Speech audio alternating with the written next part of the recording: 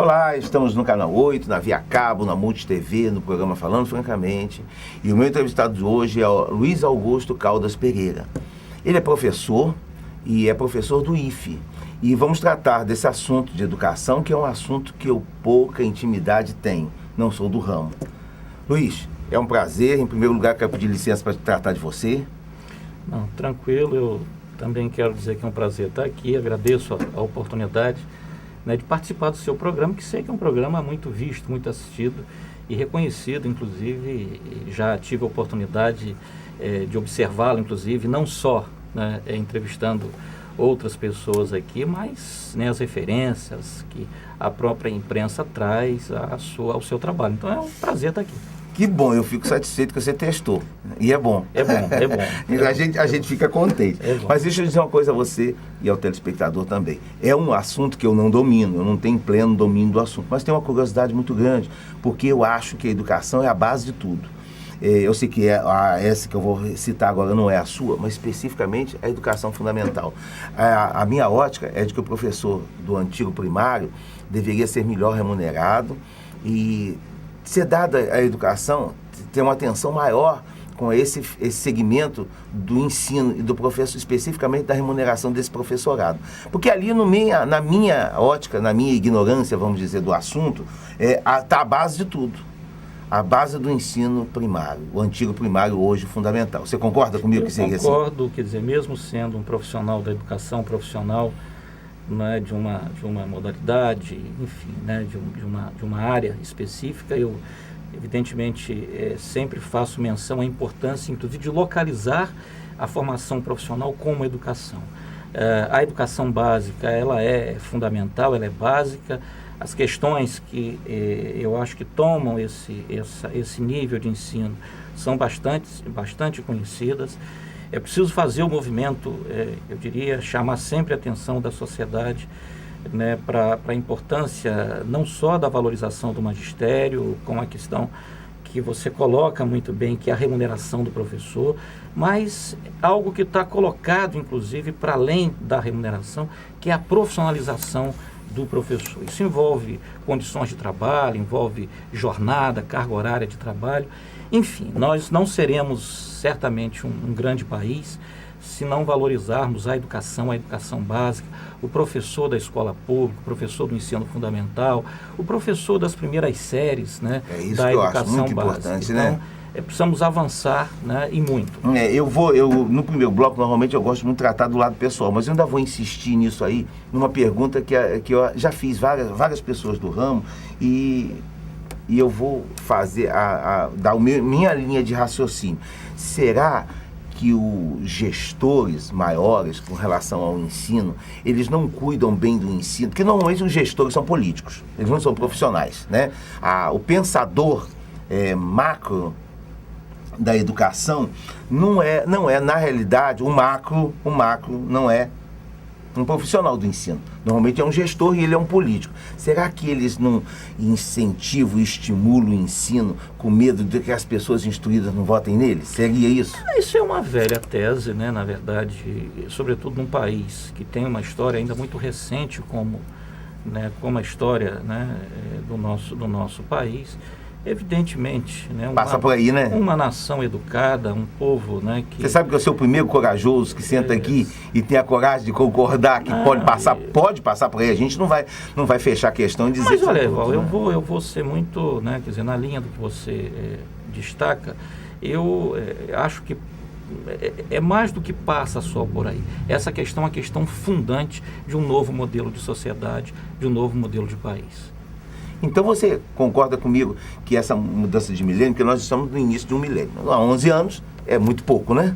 É muito pouco em relação a 100, né? É muito pouco. Então você concorda comigo que nós estamos numa mudança de milênio e essa mudança passa pelo Brasil sobre todos os aspectos, especialmente no ensino. Eu acho que o ensino muda e mudará muito daqui para frente. Concorda comigo? Eu não tenho, né, nenhuma dúvida que há ações em curso, né, que apontam nessa direção, né? O reconhecimento de se valorizar a escola pública, de se valorizar a educação profissional, de aumentar os investimentos, e é um clamor da sociedade em torno, por exemplo, do aumento dos investimentos, e há uma referência que é sempre tomada, né, investir pelo menos 10% do nosso PIB em educação. Me parece que vai se ganhando destaque, né, a sociedade vai se mobilizando em torno, a gente ainda está muito distante, somos um país, né, que herda um déficit enorme do ponto de vista não só da educação, mas das políticas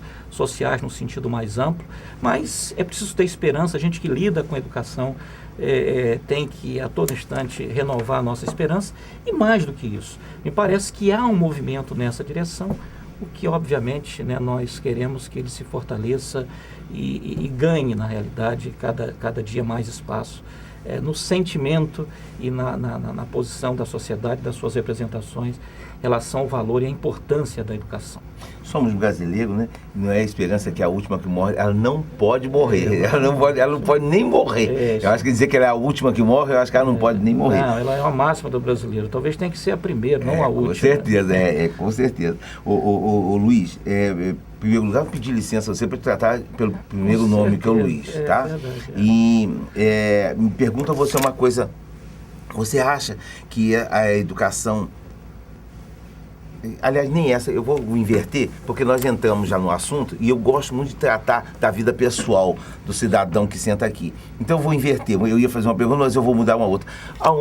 Qual foi o momento que instalou em você assim,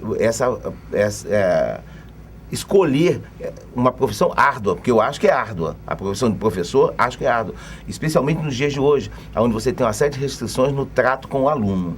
Você hoje em dia não pode gritar, não pode falar qualquer coisa que você fale, que você acaba respondendo, inclusive criminal e juridicamente, legalmente a respeito disso.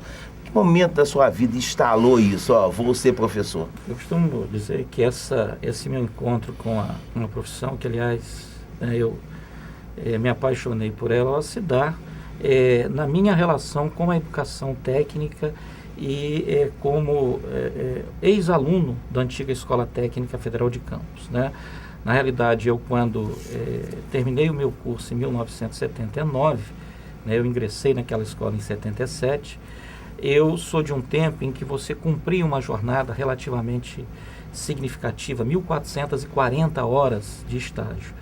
E à época eu terminei ainda com 17 anos e não me sobrava muita alternativa em relação à oferta de estágio, e eu fiz estágio, né, eu fiz a prova para estágio, melhor dizendo, na própria escola. Um pouco depois eu fui me afeiçoando, primeiro ao contato com a escola, de um outro lugar que não a condição de aluno, mas vivendo a escola a partir ali do seu dia a dia, quer dizer, como um estagiário, como alguém que tinha um trânsito, né, a partir de um lugar distinto que não a sala de aula.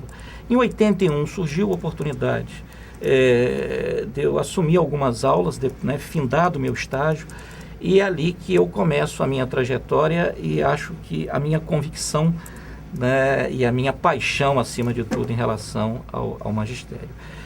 Toda a minha formação, inclusive, ela se faz a partir daí, né, porque depois dessa minha decisão e desse meu contato, desse meu início com o magistério técnico, eu diria, né, voltado aí para as disciplinas específicas do conteúdo da educação profissional, e aí eu comecei a perceber que aquele era o meu lugar e que esse é o meu lugar, e que eu precisava, inclusive, perceber a educação a partir de um horizonte mais amplo. E aí, até porque a escola, né, uma escola como a escola técnica, ela tem a sua especificidade, não só pela natureza do trabalho que faz, mas pelas condições, inclusive, que a gente sabe que são bastante distintas quando falamos de educação pública. E aí eu resolvo ingressar na Faculdade de Filosofia de Campos, né, onde eu me licencio em professor de matemática, faço um concurso para a rede estadual e tenho orgulho, inclusive, de dizer que aprendi muito, sendo professor também da rede estadual, professor de matemática, cumprindo aquela jornada, né, que é muito típica de um professor que começa nas redes públicas, de começar numa escola do interior. Eu comecei lá em Dores de Macabu e terminar aqui, né, quando eu resolvi me dedicar exclusivamente já ao Cefet Campus, né, já não era mais escola técnica, quando eu findo o meu contrato, quer dizer, encerro a minha relação funcional e não afetiva com o Estado aqui no Félix Miranda, em Guarulhos. O Luiz, você me deixa, como diz outro gago, porque os 2 Carlos da minha vida é professor de matemática e dentista. É uma das coisas que eu tenho mais medo na vida, porque eu sempre tive muita dificuldade com a cadeira de matemática. Eu acho que é complicadíssimo, né? E você fez licenciatura plena, naturalmente, né? Na Faculdade de Filosofia. E aí terminou aqui no Félix Miranda como professor do Estado. Ali você saiu do Estado e foi para o Federal. Na verdade eu já tinha Você já tinha um vínculo já? Eu já tinha um vínculo. Eu nunca, desde 77, quando eu ingresso como aluno na antiga Escola Técnica Federal de Campos, até o momento, essa minha relação com hoje Instituto Federal é ininterrupta. Mas é a partir dali que eu vou buscando outras formas de diálogo, né, outras formas, inclusive, de atuação. E inclusive, enquanto já professor do Cefet Campos, que eu faço paralelamente a minha licenciatura. Em 84, 85, 84 eu faço um concurso e ingresso no Estado em 1985, começando, como eu disse, lá pelo Nilo Fernandes Pereira, em Dores de Macabu. Então, a partir desse momento e até por volta de 1995, eu não só desenvolvo meu trabalho como professor, e aí, professor dos conteúdos específicos de eletricidade, porque eu sou técnico em eletrotécnica, na verdade. Aí é o lado profissional. Da formação profissional. E ao mesmo tempo, durante esse tempo, cumpria a minha função, né, de matemática na filosofia. Matemática, não. Já como professor. Na filosofia, eu termino em 1986. Na verdade, quando entro no Estado, uma coisa interessante, eu ainda entro num tempo em que era possível você ter uma licenciatura curta, e eu faço prova para o Estado, e aí daqui a minha referência, a qualidade do trabalho dos professores da Faculdade de Filosofia de Campos. Quando eu fiz concurso para o Estado, eu não tinha ainda completado o ciclo pleno, vamos dizer assim, a licenciatura plena. Sim. Eu ainda faço como recém-saído da licenciatura curta. Com certeza. Precisamos dar licença, mas nós estouramos já esse bloco. Estamos no Canal 8, da Via Cabo, na Multi TV, no programa Falando Francamente. E o meu entrevistado de hoje é Luiz Caldas Pereira, professor do IFE. Voltamos já.